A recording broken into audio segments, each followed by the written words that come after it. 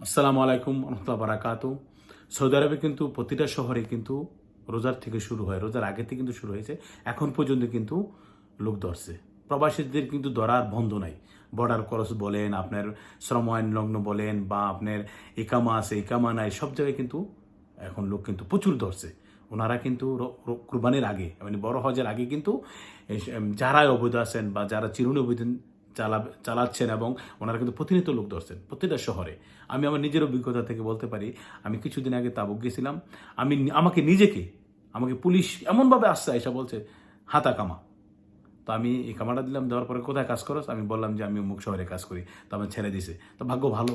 তো এরকম অনেক আছে।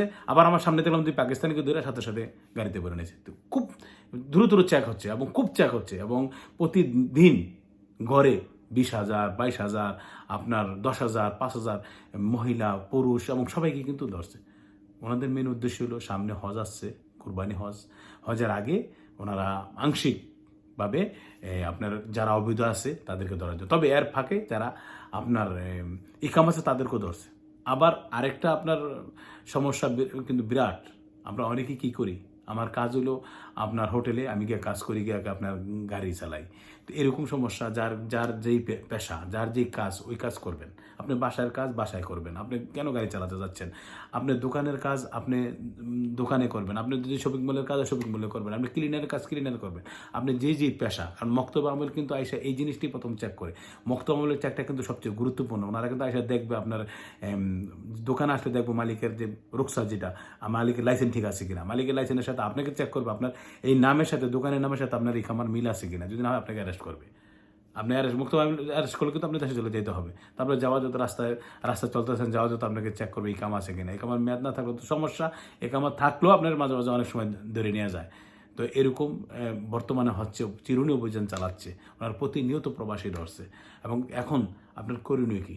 আমার কথা হলো, ভাই আমরা যখন এই দেশে আসছি, সাবধানে থাকবেন।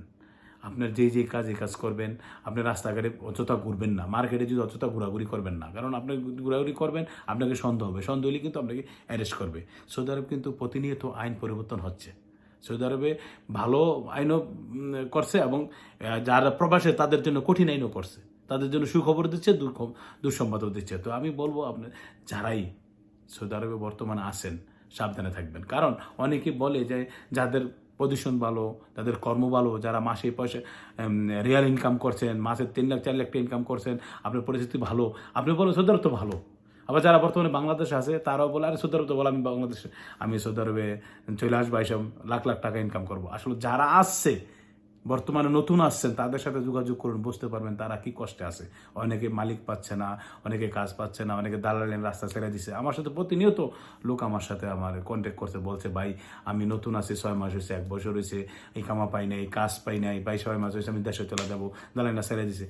খুবই পরিস্থিতি খারাপ। একদিক দিয়ে এই পরিস্থিতি খারাপ, আরেক দিক দিলে আপনার পুলিশ এখন খুব হয়রানি করছে। এক জায়গার লোক আরেক জায়গায় কাজ করতে পারতেছে না, আপনি যেই পেশার লোক ওই পেশায় কাজ করতে হবে। তো বিভিন্ন সমস্যার কারণে প্রবাসীরা কিন্তু একটা বিপদে আছে।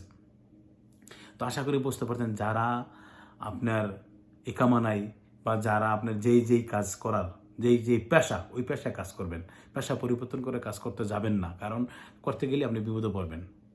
তো বর্তমানে কিন্তু সৌদি আরবে যারাই অন্য কাজ করতেছেন, আপনি দেখা গেছে আপনি ইলেকট্রিক কাজ, আপনি অন্য কাজ করতে আপনাকে ধরতেছে না, তা আপনি আর আমার তো কোনো সমস্যা নেই। সমস্যা হইতে কতক্ষণ ভাই?